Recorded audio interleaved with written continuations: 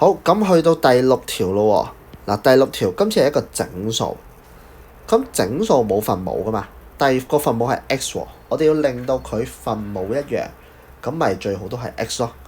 我哋分子分母同時乘以 x， 咁係咪而家個分母就一樣啊？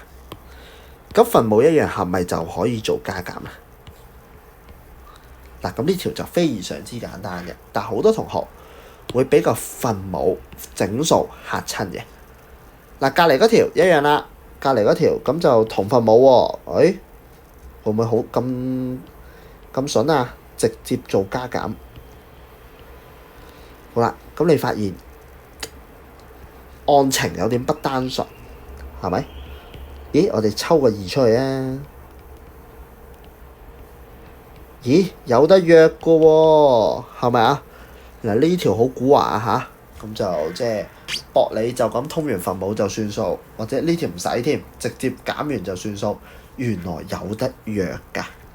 嗱，咁呢2條我哋都非常之簡單就完成到啦。